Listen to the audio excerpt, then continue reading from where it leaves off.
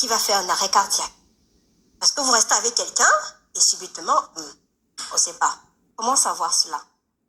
À la question de la journaliste de savoir comment reconnaître qu'une personne a fait un arrêt cardiaque. Donc il faut donc examiner la personne, il faut l'ausculter. Il faut l'ausculter et lorsqu'il y a arrêt cardiaque, en principe on n'entend plus le battement du cœur à l'auscultation avec le stéthoscope. La reconnaissance de l'arrêt cardiaque. Comment on fait? Et le docteur Monkam a expliqué que pour reconnaître qu'on est en arrêt cardiaque, il faut qu'on constate que le cœur s'est arrêté. Et pour constater que le cœur s'est arrêté, il faut prendre un stéthoscope et ausculter le cœur. Et on verra que le cœur ne bat pas.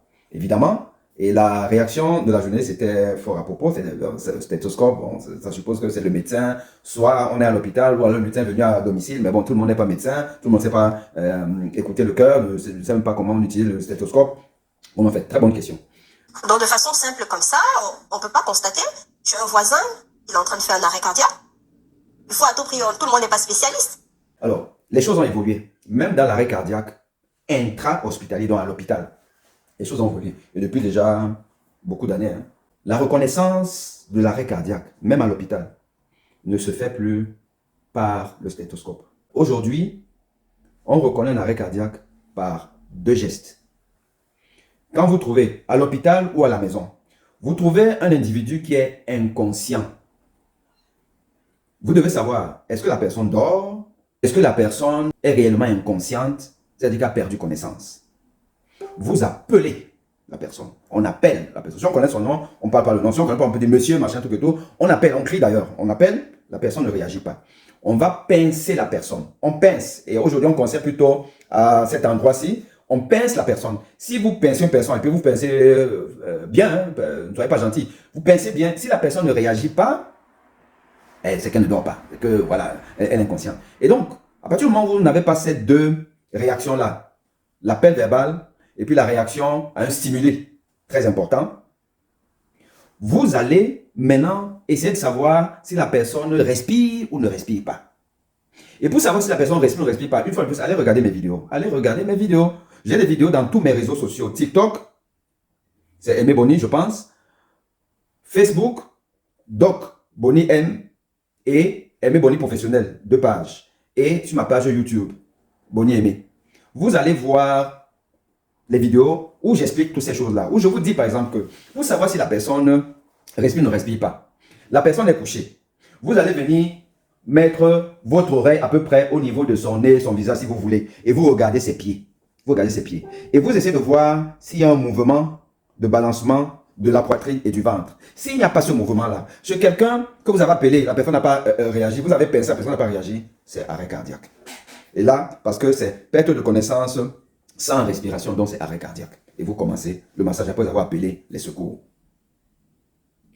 À la maison, comme à l'hôpital, c'est ce qu'on fait aujourd'hui. Et je me souviens, pour vous dire, je vous parle de ça parce que c'est une réalité. Je me souviens que j'étais interne de cardiologie. Voilà, j'étais interne de cardiologie. Donc c'est que je faisais ma spécialisation en cardiologie. Dans la chambre de malade qui faisait un arrêt cardiaque. Donc on est venu et tout. Je suis venu là trop intelligent, et passionné par le sujet, parce que je suis passionné par ça depuis toujours. Je prends mon stéthoscope, là, et je vais écouter le cœur pour savoir si la personne vit encore. Mais mes seigneurs se sont moqués de moi. Ils se sont moqués de moi. Parce que ça ne se fait plus. Ce qu'on fait, c'est évidemment, le docteur Monkam vous l'a dit, et à juste titre, vous palpez là, s'il y a un pouls ou s'il n'y a pas un pouls. Vous palpez là. Parce que l'absence de pouls témoigne soit de la pause du cœur, soit d'un emballement du cœur, fibrillation ventriculaire. Que ce soit la fibrillation ventriculaire ou alors une asystole, c'est-à-dire que le cœur ne bouge pas, une asystole.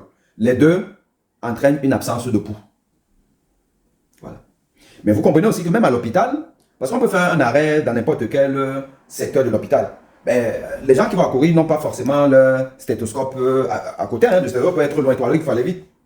Donc, le stéthoscope, aujourd'hui, on oublie en allant ausculter le cœur. Non, jeune médecin, vous oubliez. Vous regardez, vous l'appelez, ne réagit pas. Vous pincez, ne réagit pas. Vous pouvez mettre rapidement là. Est-ce qu'il y a un pouls? Il y a pas, vous ne sentez pas le pouls. Parce que là aussi, vous êtes dans un contexte de stress, on est pressé et tout.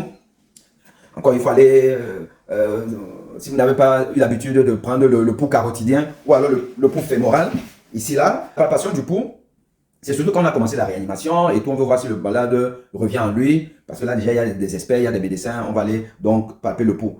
Mais au départ de est-ce que c'est un arrêt cardiaque ou pas, j'appelle, je pince. N'importe qui peut faire, il ne faut pas être paramédical pour faire ça. Dès que vous n'avez pas ça, ne vous embarrassez pas, vous allez regarder si il respire ou ne respire pas. S'il respire, c'est probablement pas un arrêt cardiaque. Vous pouvez le mettre en position latérale de sécurité. Mais si la personne ne respire pas de position latérale de sécurité, je vous appelle ça la position latérale d'insécurité. Ok les amis, allez regarder mes vidéos.